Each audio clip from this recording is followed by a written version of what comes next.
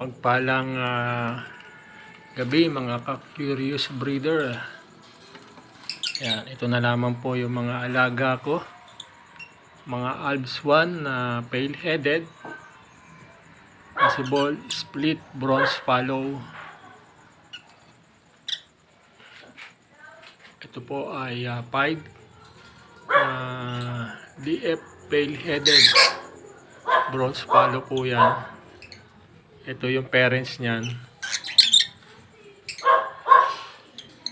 Ayan po ang parents, back to back pale-headed split bronze fallow. Ito ay bronze fallow. Umabo yung camera ko. Yan, bronze fallow po yan.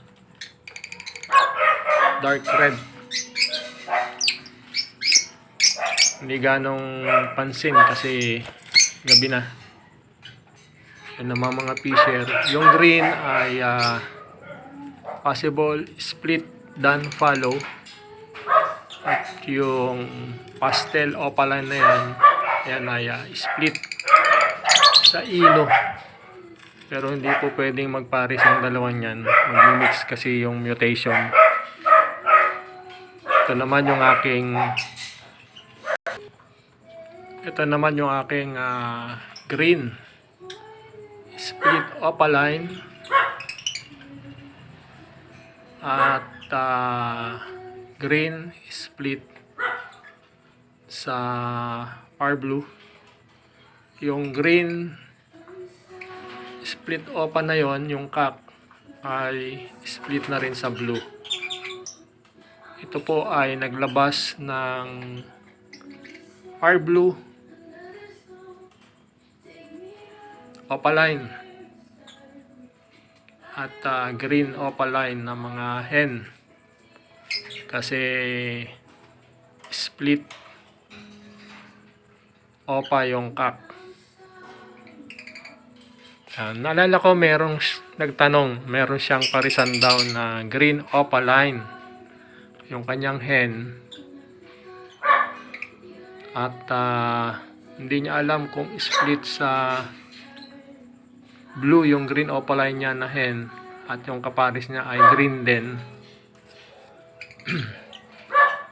Hindi niya alam kung split sa par blue yung kanyang green na cock. Ang tanong niya kung makapagpapabuga daw siya ng opaline na par blue o kahit na green opaline. So yung parisan mo pong green na cock, o sabihin na natin pagpalagay natin split sa blue, at yung green opaline mo ay hindi po yan maglalabas ng opaline.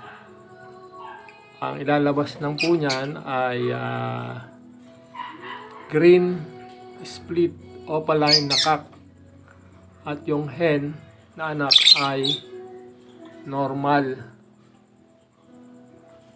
Kahit na may visual opaline ka, which is yung hen mo na green opaline, ay hindi po yan maglalabas ng visual opaline. Ang ilalabas po niyan ay mga split na opaline, yung pong mga anak, yung po yung mga iaanak niya na cock.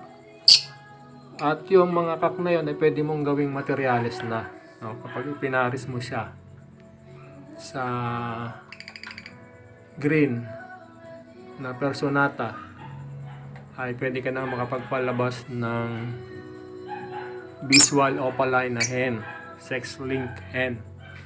Ngayon, kung gusto mo makapagpalabas ng par blue opaline, kailangan yung isa sa parisan mo ay split sa par blue. Sabi mo yung green opaline mo ay split sa par blue, kailangan yung cock ay split sa blue at split din sa opaline. Ulitin ko, no, para makapagpalabas ka ng Par Blue Opaline, kailangan yung parisan mo ay green, split opa, at split sa blue. At yung green opaline mo, kailangan ay split sa Par Blue.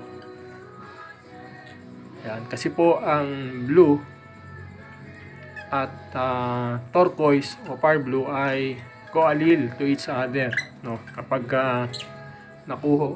naipasan ng mga parents yung allele ng blue at Par Blue o yung turquoise, ay makapagpapalabas na ng visual na Par Blue. At yung kak mo na split opaline, may papasa niya yung allele ng opaline. Kaya pwede ka na makapagpalabas ng Par Blue opaline na kak at hen, kasi yung green mo, yung hen mo ay opaline na visual opaline. Ito kasi, itong parisang ko, ito ay split. Itong green ay split sa opa at split sa blue, at itong hen ay split sa Par Blue. Kaya napagpalabas ako ng visual opaline na Par Blue sex link hen, at naglabas din ito ng green opaline. So ulitin ko po, no, yung parisan mo na green at green opaline ay hindi po maglalabas ng visual na opaline, at hindi rin maglalabas ng Par Blue opaline kung hindi split sa blue yung cap o kaya yung head, at hindi rin split sa Par Blue. Kailangan po yung bawat o yung isa sa parents ay split sa blue at yung isa ay split sa Par Blue.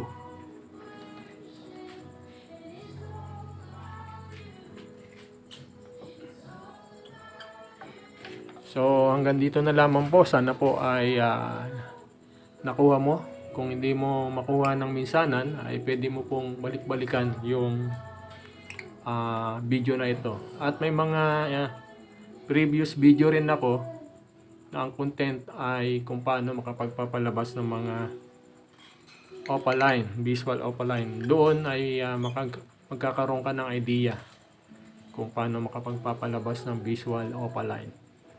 Sige po, hanggang dito na lamang. God bless.